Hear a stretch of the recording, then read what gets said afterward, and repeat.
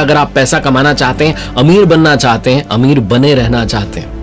Robert T Kiyosaki नाम के इंसान की कहानी है। जब 5th क्लास में पढ़ते थे, जिस स्कूल में पढ़ते थे, वहां देखते थे कि अमीरों के बच्चे आते थे, उनके माता पिता, उनके पेरेंट्स आते थे महंगी गाड़ी में उनको छोड़ने के लिए। उन बच्चों के पास में महंगे आइटम होते थे। टीचर थे, PhD होल्डर थे, अच्छी पढ़ाई की थी, लेकिन कम कमाते थे। रॉबर्ट ने कहा मेरे डैड तो पुअर डैड है। एक दिन स्कूल से परेशान होकर के यही सोचते जा रहे थे कि मेरे पास में ये सब चीजें क्यों नहीं है, मेरे पापा कार से छोड़ने क्यों नहीं आते हैं। जाकर के पापा से कहा कि पापा अमीर कैसे बन सकते हैं। तो पापा ने कहा यूज योर हेड, अपना दिमाग चलाओ। छोटा बच्चा 5th क्लास का क्या करता, अपने दोस्त माइक के पास में गया और उससे कहा कि आओ थोड़ा पैसा कमाते हैं। ट्यूब होती वो थी खाली वाली, उसको लेकर के आए।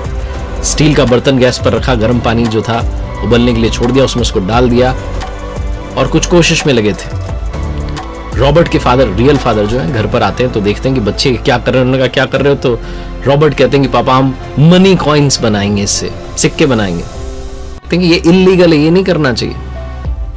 फिर रॉबर्ट को लेकर के बैठते हैं अलग से और कहते हैं बेटा तुमने उस दिन सवाल पूछा था कि अमीर कैसे बन सकते हैं, नहीं एक नौकरी के बारे में सोचा, नौकरी करता रहा, पैसा ज्यादा कैसे कमा सकते हैं तो ख्याल ही नहीं आया। तुम्हारा जो दोस्त है माइक, उसके फादर बिजनेसमैन, माना वो सिर्फ 8वीं पास है, मेरी तरह इतनी उन्होंने पढ़ाई नहीं की, सिर्फ 8वीं पास है, लेकिन वो तुम्हें बता सकते हैं कि अमीर कैसे बनते हैं। 9 साल का बच्चा माइक के डैड के पास जाता है, जिन्हें कहता है रिच डैड, और उनसे समझना शुरू करता है। कहानी की शुरुआत होती है, 30 साल तक समझता है, फाइनेंशियल जो एजुकेशन है वो उससे मिलती है और कमाल करके दिखाता है रॉबर्ट टी कियोसाकी। इससे पहले कि क्या सीखना चाहिए rich dad poor dad book से, मैं आपको बताना चाहता हूं कि जो इसके ऑथर हैं रॉबर्ट टी कियोसाकी, उन्होंने इस बुक में ये भी बताने की कोशिश की कि मेरे जो फादर थे, यानी कि जिनको वो रिच डैड कह रहे हैं, यानी कि दोस्त के फादर, और पुअर डैड यानी कि उनके रियल फादर, उनकी सोच में कितना डिफरेंस था। बचपन में वो बोलते हैं कि मैं सोचा करता था, कंफ्यूजन था, क्योंकि मैं छोटा था, मैं समझ नहीं आता क्या करें।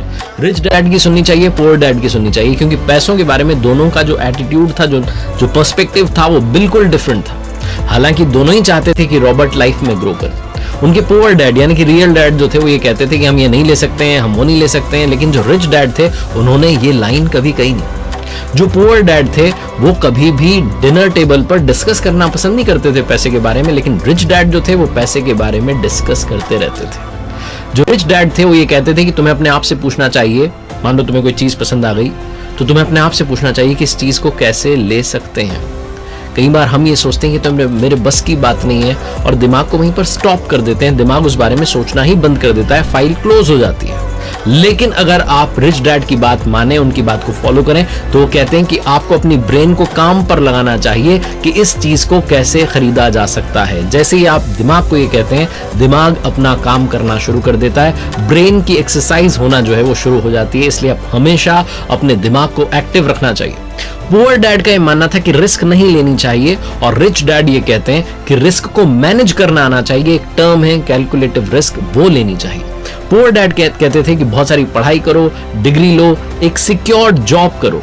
रिच डैड कहते थे कि पढ़ाई करो और पैसा कैसे काम करता है वो सीखो। पैसे के लिए काम मत करो, बल्कि उस पैसे को काम पर लगाना शुरू करो। तो 19 साल की उम्र में रॉबर्ट यानी कि इस बुक के जो ऑथर हैं वो डिसाइड कर लेते हैं कि रिच डैड की सुनेंगे, पैसों के बारे में सीखेंगे और लाइफ में ग्रो करते जाएंगे। अब क्या सीखने समझने वाली बात है, आइए उसके बारे में बात करते हैं।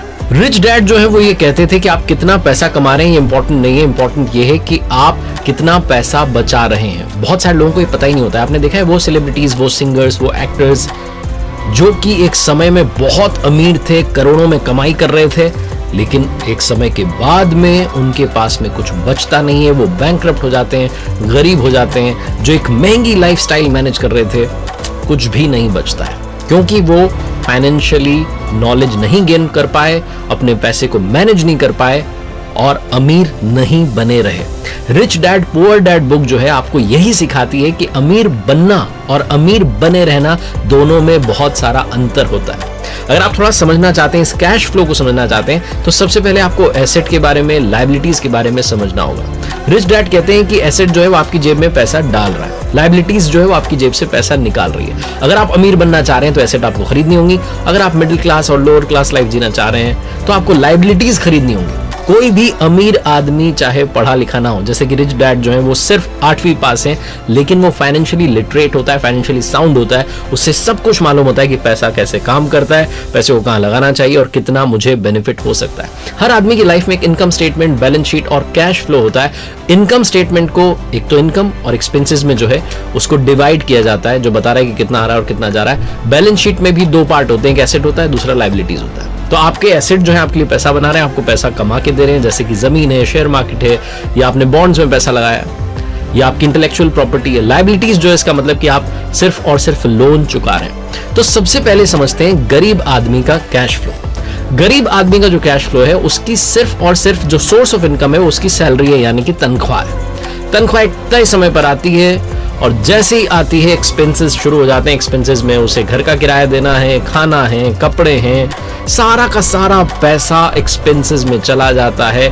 उसके पास में नील बटा सन्नाटा बचता है। गरीब आदमी की बैलेंस शीट देखेंगे तो जो एसेट्स का कॉलम है वो हमेशा ब्लैंक रहता है। लायबिलिटीज में ही उसका सारा पैसा जो है चला जाता है, यानी कि इनकम आती है और चली जाती है, रुकता कुछ भी नहीं है। ये होता है गरीब आदमी का कैश फ्लो। गरीब आदमी के कैश फ्लो को और मिडिल क्लास आदमी के कैश फ्लो को अगर आप समझेंगे तो ज्यादा डिफरेंस नहीं दिखेगा, क्योंकि यहां पर भी एसेट का कॉलम खाली है। जो मिडिल क्लास लोग होते हैं उनका एक सेट पैटर्न होता है। शादी हो जाती है, उसके बाद में किसी नए शहर में जॉब की तलाश में चले जाते हैं, वहां एक किराए का घर लेते हैं। किराए का घर लेने के बाद में लगता है कि अब अपना घर बनाना चाहिए, अपने घर के लिए पैसा कमाना है, पैसा कमाना है, पैसा कमाना है। थोड़ा सा जो है वो एक डाउन पेमेंट की जितना पैसा जो है वो इकट्ठा करते हैं, फिर घर की जो है डाउन पेमेंट देते हैं, फिर शुरू हो जाता है लोन।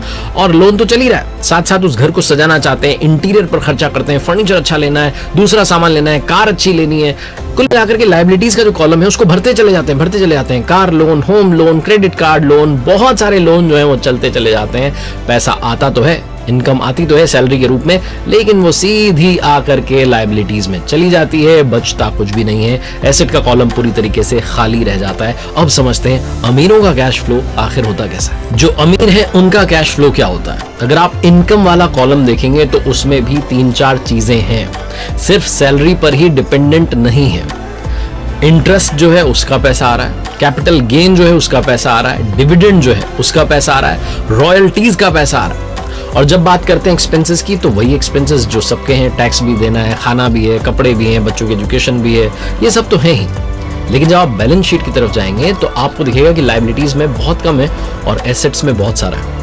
लायबिलिटीज में क्रेडिट कार्ड है और लोन है, क्योंकि अगर आप बिजनेस कर रहे हैं तो लोन तो आपको लेना ही है, आपके पास में खर्चा भी होगा तो आपको पैसा तो चाहिएगा ही। एसेट्स की अगर बात करें तो वहां पर स्टॉक्स हैं, बॉन्ड्स हैं, इंटेलेक्चुअल प्रॉपर्टीज हैं और भी बहुत कुछ है, साथ में बिजनेसेस तो चल ही रहे हैं। तो कुल मिलाकर के जो अमीर व्यक्ति होता है उसका सारा और सारा ध्यान होता है एसेट वाला जो कॉलम है उसको बड़ा करने में। जो गरीब है और जो मिडमाल करने नहीं आता, अगर उनके पास में पैसा भी आ गया है तो वो तुरंत उसे अपने पास से बाहर भेजना चाहते हैं किसी ऐसी जगह पर। कई बार तो बिना सोचे समझे डिसीजन लेते हैं और वो ऐसी जगह पर पैसा चला जाता है कि जाकर के फंस जाता है।